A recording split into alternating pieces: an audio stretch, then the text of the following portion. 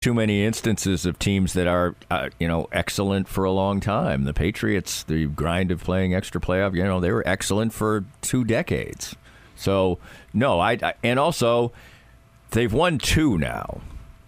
Well, they basically played to the last week of the season every year since 2018, right. Save a 2-week break after 18 and a 2-week break after 21. Otherwise, they play to the end, and each year they keep coming back. But also, each year they have new players. That's also, one thing that scares me a little bit. There wasn't quite as much roster turnover as I would have liked. I think they'll have less rookies this time because they had less draft choices, but probably still significant amount. And the most important thing is the quarterback, him playing extra games doesn't really matter, I don't think. And he's the best, and you have the best. So you have an inherent advantage there, and you have a great coach. His message isn't stale. It doesn't seem. The players like him. He's not a draconian leader like Tom Coughlin or somebody back in the day who you could really get sick of. So I would say that it's not any more difficult because they're going for a third. It's just difficult, period. Yeah, that's it. There may be some minor thing that adds to it, but by far, 97% to me of what makes it difficult to repeat is it's hard to repeat. Right. Only 6 teams have done it, I think, or maybe it was 8. I mean, It's just hard to. It's just hard to win. Yeah. I mean, so that means that it's hard to win twice, and now it's going to be hard to win a third time. Is it any harder to win than it was the very first time? Maybe there's a mental hurdle for the Chiefs. They hadn't won. I think the first time there's a mental hurdle, but I do think that there is extra strain of wearing the bullseye week after week after week. At least people have said that forever. When a team doesn't go back-to-back, that's what it was. Well, it's harder when you got to do it. Well, okay, then that's wrong? I think it's harder. The only thing that makes it harder to me is if somehow the bullseye's on you all along the way and you don't make the playoffs. I mean, once the playoffs start, I think that's all out the window. There's no more bullseye. I don't know that. I think I'd probably agree with that. That right. Once you get there, right. but we know that they could have, like to his point about how close so many of the games were. They didn't get. They got to the playoffs, but if they don't get a home game, if they have to go to Miami, maybe that's a different game. Right. Yes. Right? Like so they almost maybe not miss the playoffs even, but maybe just squeeze in. That to me would be the prescription that makes it that much more difficult. But they went out and won all these road games last year when they had to. So, but you're right. They could have had one more, and maybe this year, all this extra play, and now we're sitting there at 8-7 with 3 to go, and we got to fight hard to get in. But there's no more bullseye in the playoffs, I think. Once you're in the playoffs, everybody's just hell-bent to win. I mean, there's no getting extra fired up because you're playing the Chiefs. I mean, it's the Super Bowl or it's the AFC Championship game. So it's just difficult to win, but they have inherent advantages at the 2 most important places, or not inherent, they've created them by excellence in the coach and the quarterback. I do think, and the last point I'll make about that comment is it's grossly underestimating the fact that Patrick Mahomes, he doesn't always deliver. I remember the pick against Buffalo in the regular season game where you're like, okay, here we go. He's going to go down the field and get it. And he threw the pick. Like, he's not 100%. Nobody is. He's not perfect. But he's as close as there's ever been. And if these games are going to be close, Andy Reid has 2 queens on the board because he is the guy that when the 4th down is handed to him, and the fact that they know he's going to throw, it doesn't matter. And nobody else. But it is football, so he's still at the vagaries of 4th and 2. His left tackle slips and falls, and he's on his ass before he can even throw the football. For sure. That's what I said. And or the guy drops the ball, a perfect throw, and he drops it, and you're off the field, and you lose. Listen, I'm not saying he's going to convert every 4th down. I'm just saying when you hand him an extra down, sure. Yeah. he already smokes you on 3 downs at a time. And when you give him a 4th down, it's like, oh God, we got to stop them one more time. Like we've seen that. We've seen Chiefs defenses that blow. And you're like, okay, we're going to get them off the field. Sir, it's 4th and 2. Oh no, they're going to go for it. Well, we know we're screwed. Like we've been there. That's what everybody on the other side is thinking when the punter doesn't come running out. When the Chiefs were humming at their absolute best, when they had the full band and Tyreek Hill and everything, 3 downs looked unfair. Yeah. I mean, I said it more than once. The Chiefs, the only way to stop the Chiefs is that they need Canadian Football League rules. I mean, that's it. I mean, there were times that certainly wasn't the case last year. But doesn't that speak to how good they are? Because they've won 2 since they didn't have the whole band back together. They only won 1 with the band. Right. Yep. Played for 2.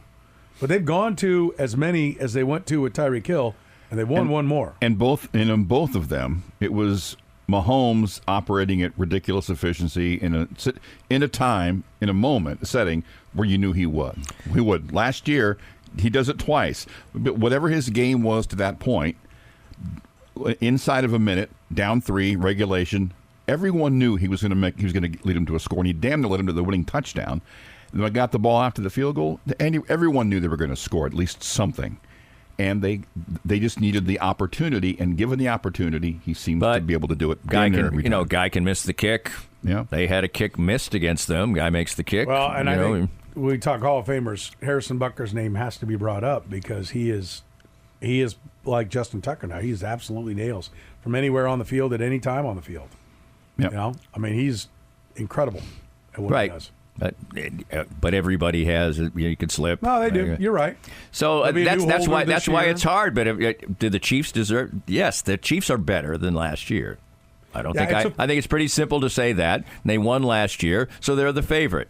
Yeah, no matter who they are, it's a fool's errand to be put in a position like, will you take one team against the field? No. Well, no, because I'm not a dumbass. But if I'm going to pick one team, that's the team I'm going to pick. Exactly. And the final point, those back-to-back Packers, 65, they win an overtime game and a playoff game. 66, the Cowboys are goal to go at the end of the game with a chance to tie. And in 67, they were down in the final minute at home. They didn't waltz to 3 straight NFL championships. They had some good fortune as well. And by the way, let me just tell you, to finish off, they were not better. No. Well, nothing was better then. I agree. Nothing was better, but within the context of when they were playing, the league was smaller. They just told you only had to play one game to get to the championship. Right? Yeah, that's certainly easier. There's no question about that. I'm just saying 4 plays in the playbook. I'm just saying they did have what you have to judge for the time was outstanding personnel. They would shiver at the sight of a 300-pound offensive lineman, and now they're 340. Of course. I mean, Bob Cousy is not running around in the NBA today, I don't think, although Steve Nash just did it a decade ago, and he's kind of a latter-day Bob Cousy, but to a degree, so I guess it's he was possible. Also like 5 inches taller than Bob Cousy. Right. Well, to your point there. No, I think Bob Cousy was over 6 feet tall. I don't know why you're hating on Steve Nash here all the time. I don't hate on Steve Nash, but he was only 6'2"? Great coach. He's like 6'6", 6'7". No, I thought he was 6'3". And wasn't Cousy like 5'10"? I think Cousy was above 6 feet, but he might not have been because they named. Cousy was listed at 6'1". Yeah. What did they list Nash at?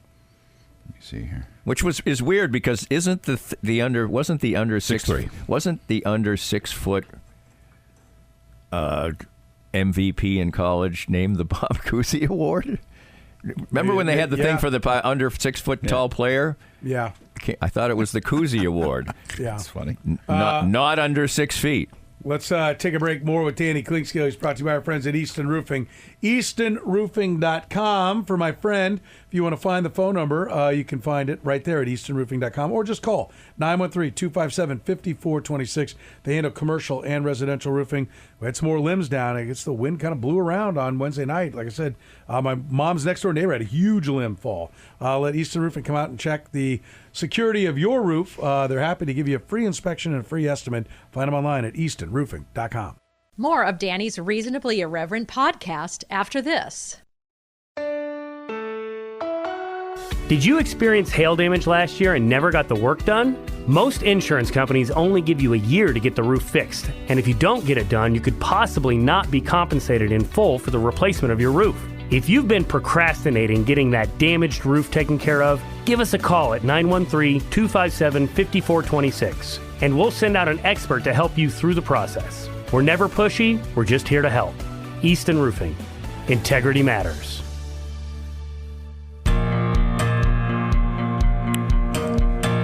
All right, the good sense. End of the hour answer. 2 native Kansans have won NBA Rookie of the Year honors. I asked for either one. Native Kansans. JoJo White? Nope. I'll give you a hint. One was from Manhattan. One was from Lawrence. Oh. Birthplaces. One stayed home for school. One did not. Which one stayed home? Which Manhattan. So a cat? So, yeah, I would say Howie Shannon. You're not going to get Howie Shannon in 1948. The other one, more recent. And Danny, you probably are around long enough to know he played for the same coach. He began his college career. That head coach also coached him his rookie year in the NBA. Danny Manning?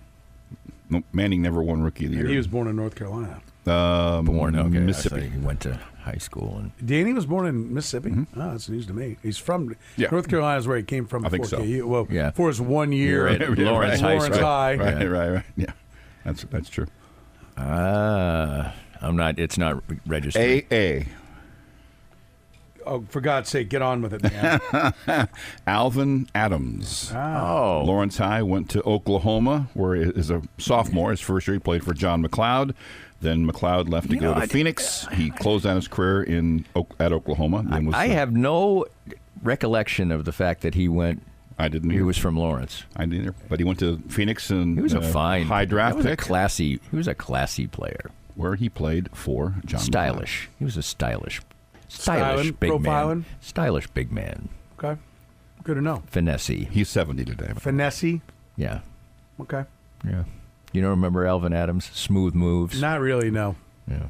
What years did he play in the league? Played in the league in the 70s, right? Rookie of the Year in 76. He was on that Suns team that lost to Boston. Came out of nowhere. And who else did he play for? Mostly the Suns.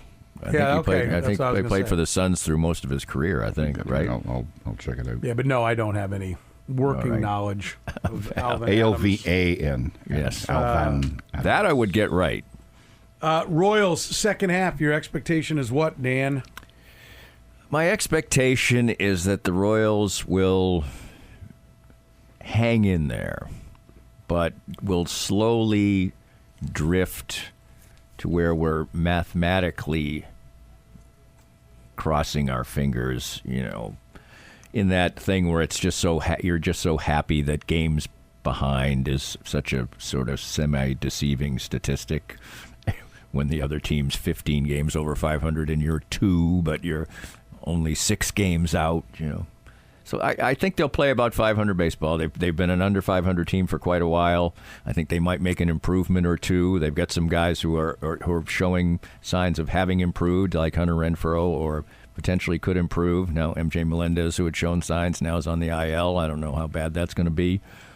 But so they're 7 games over 500. If they continue to play 500 baseball, which is about what they think they're going to do, then they'll still be around.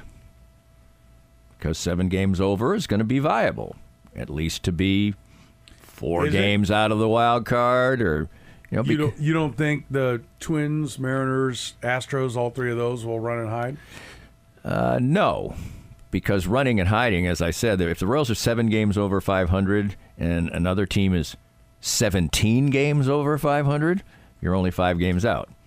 So the Astros, for instance, would have to be 15 games over 500 from now to then to be 17 games over. The Mariners are only 4 games over 500. So, I guarantee you one of those teams is going to get hot. I think they're going to get hot, but like I said, that's sizzling hot for them to, like I said, eliminate the Royals. Make it as we enter September that the Royals are 8 games out. The Royals are going to have to do that on their own. You're the resident Astro fan. I think the Astros will win the West. I do too. But a big part of that starts this weekend. They play the Mariners. Yeah. They're only a couple games back. They're only a game back. The Mariners are the one I'm not so sure about. Right. They just have brilliant pitching, but their offense stinks. I mean, it just stinks. So,